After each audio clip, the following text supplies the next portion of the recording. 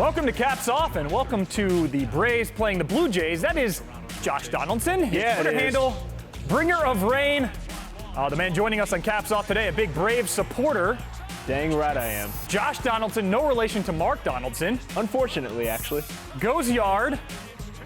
It's a rainy day, a sunny day, but acting like it's rain. The Bringer of Rain, his new celebration. Umbrella in the dugout. Selling game on point. Yes, without question. What more do you expect from Atlanta's own? Come on now. Welcome into Caps Off. Phil Murphy here alongside Treavor Scales. Like Major League Baseball in September, we are expanding our roster. Yeah, we are. More on that in a second. Mark Donaldson on the road. More on that in a second. But Treavor Scales, playoff teams in playoff form. More on that right now. Couple things you need for the postseason. Some timely offense and good pitching. Houston's got plenty of the latter, courtesy of one man named Justin Verlander. He's got a little different swagger to him when he's locked in.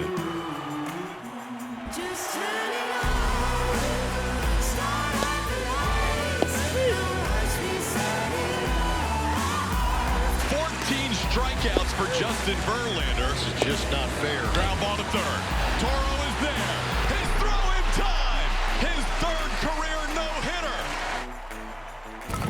no-hitter. You heard it on the back end. That was number 3 for Mr. Verlander. So he could do this a couple more times if he really wanted to, it looked like. Yeah, the guy's a strikeout machine, starts racking up the Cy Young Award. That wasn't even his first no-hitter in that stadium. Trev, like you said, like the man on the call said, career no-hitter, number 3 for JV.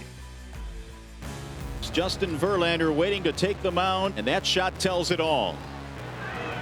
Ground ball hit to short. Perez stumbles, has it, flips to second one. Relay! Got it! What a play!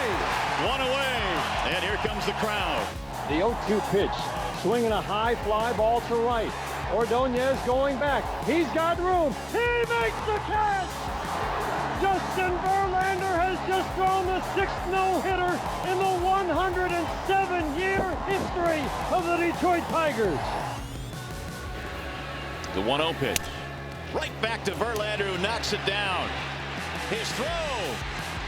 Got him at first base. Great play. The windup, the 2-2 pitch. Swing and a miss! Justin Verlander has done it again! His teammates pour out of the dugout. The second no-hitter in his young career. That was cold, yeah. That was cold. That and the beer shower I got in here was a little cold, too. Ground ball to third. Toro is there. His throw in time. A no-hitter! Justin Verlander, the 3rd of his career. The Astros mob him in front of the mound. Another exclamation point in a Hall of Fame career. I'd be lying if I said I didn't know that the list of guys that thrown 3 instead of 2 gets pretty small. Some of the guys I idolize, and it's a special moment. Let's celebrate. But real quick, shout out Toro, indeed. I just wanted to say that, yes. So the most no-hitters in MLB history, Justin Verlander sits only behind baseball royalty, strikeout king Nolan Ryan, and a man who many think is the best pitcher ever, Sandy Koufax, 7 no-hitters and 4 respectively. Then you get Verlander and a bunch of other guys, Trev. Yes, a bunch of other guys, one of whom a name for pitching is named after. Cy Young? Being Cy Not Young. a bad guy? Not bad at all. Not a bad pitching staff as a whole for the Houston Astros as well. Yeah, you have a guy throw a no-hitter in a 14-strikeout game. How do you follow that? Well, Gerrit Cole answered a 14-strikeout game of his own. Trev, since the mound was moved to its current distance in 1893, 28 combined strikeouts by starters, the most ever. Cole 15-5 this season with a 2.81 ERA. Who else they got? Just a guy named Wade Miley who threw 9 strikeouts in one game back in May. He's 13-4 currently on the season and is rocking not a poor 3.06 ERA this season. So we got a bunch of guys with an ERA right around 3 or lower. Let's see where that ranks in the American League. Oh, 1, 2, and 3, all on the Astros. And this doesn't even include Zach Greinke, who they traded for from the Diamondbacks. These are just guys in the AL for the season. Insane stuff from the Stros.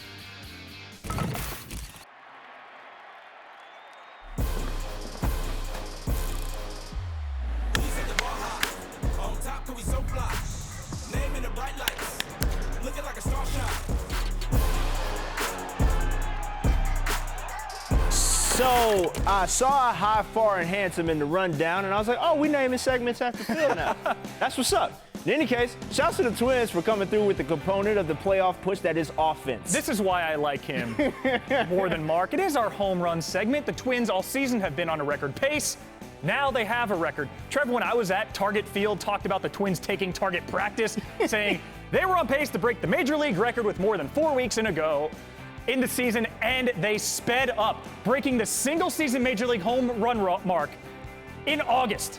The season goes to the end of September. It's ridiculous. They're going to blow this out of the water, aren't they? Yes, absolutely. And they're doing a lot of good things on the road. 7-1 in their current stretch. But as you look at this here pacing that they're on, 318. That's not a small amount. The record has already been set a long time ago. 47 more. Bill said. 47 more than the existing record held by who? The Yankees. The Yankees. There's no professional sports team like the New York Yankees. I can't go on forever. Somebody's got to take my shoes. Today, I consider myself the luckiest man on the face of the earth. Now I think I know how Lou Gehrig felt. The thing that means the most to me is being remembered as a Yankee. Winning's important to me. It's second. It's second to breathing. Breathing's first, winning's second. Yankees win! Yankee supporters won't let you forget. No team has a championship pedigree like these guys, and they link up against last year's champ, the Red Sox, for 4 games this week on BT Sport. 27 rings, bro. How many? 27, just to be claro. But this playoff push has been fought through quite a few injuries and quite a bit of good offense, and we're watching a lot of those storylines right about now. Biggest question about the Yankees starting pitching: Masahiro Tanaka, James Paxton, Domingo Germán head up the rotation, but just hoping to get injured stars back. Giancarlo Stanton, Edwin Encarnacion, Luis Severino all on the injured list. But Trev, they hit a lot of homers. Yes, and finally, the Yankees will need to keep those sluggers to keep hitting. Aaron Judge, Garen Sanchez, and Gleyber Day himself will need to keep hitting if the Yankees want to go far. September is not only a time to celebrate Earth, Wind, and Fire, it's also a time to celebrate for prospects at large. Major League rosters expand from 35 to 40, giving more opportunities for young cats to get involved. Yeah, it's really the only sport anywhere that expands player rosters right before the playoff run, but someone in Los Angeles capitalizing on the opportunity. This is Gavin Lux, making his Major League debut September 2nd, a debut to remember, Trev. 2 hits, 3 runs scored, as the Dodgers beat up on the Rockies 16-9. So Gavin Lux is eating at Dodger Stadium. I sampled some Sissig fries while I was there. Mark Donaldson watching Gavin Lux tear it up. Mark, what are you eating at Dodger Stadium? Hey Phil, remember earlier this year you had the Sissig fries at the Dodgers? We'll have some of this. You can keep your Sissig fries. I'm happy with my Major League Nacho helmet at $19.25 and 1,700 calories. Now, they estimate that over 1,000 of these Major League Nacho helmets are sold every single night at Dodger Stadium. My maths suggest that's 1.7 million calories consumed every single night. Amidst all this, well, what is it? Look, there's cheese, there's pico de gallo, there's tomato just to make it look healthy, there's some green stuff, there's some mince and all sorts, and white stuff and melted cheese. This is the bit I love the best though. Look at this. 2,000 calories a day is used for general nutritional advice. Okay, that's pretty fair. This is my favorite. Additional nutrition information available upon request. I need some help with this. Not only for the calories, because I've only got 300 calories left today to eat. If I have all this, which I'm not going to have, I need help. And also, I'm going to put this down for a second. I need like 50 forks to eat it. Keep your Sissig fries, Murphy. And you keep your bucket of nachos. What was that? He said green stuff was in it, so. No, it's healthy. You got the whole it's fine. Food pyramid. Food rainbows, all check. These guys have been dominating the baseball diamond. Here are the web gems, the top defensive plays of the week. Trev, we have 3 of them.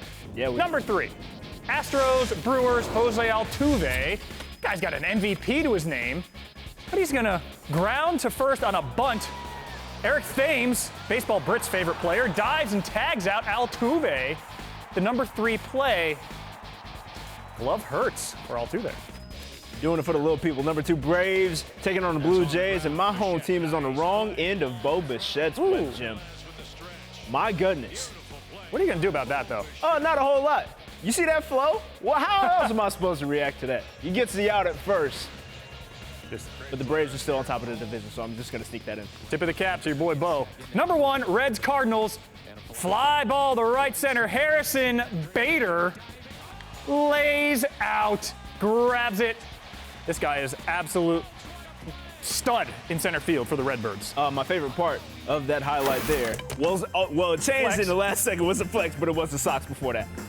Here's a decent flex from our friends in Wrigleyville. Wrigley Field. The Cubs are going to be in next year's London series. This is arts and crafts time in the outfield. Yeah. I mean, that's a lot of cups. Sometimes you get creative when you consume that much of a beverage. I'm sure those are filled with apple juice. Nothing unites the ballpark quite like a good old summer beverage. Well, no better way to say goodbye. I mean, the Cubs are in the teeth of a wild card race. They're playing good baseball on the field, so when your team's playing well, you can have some fun. It's going to be tough to make up some ground on those Cardinals. They're playing some dang good baseball themselves, so if they expect anything better than a wild card position, they're going to have to really... Yeah, that National League wild card race is an absolute mess. The Nationals, the Cubs right now in the driver's seat, but right behind that, Phillies, Brewers, Diamondbacks, and Mets try as they might to sabotage the season. But they're still in it. You're going to drive them insane. Best pinch hitter we got, Treavor Scales, going to be batting a lot as we expand our roster. I'm Phil Murphy. Thanks for watching.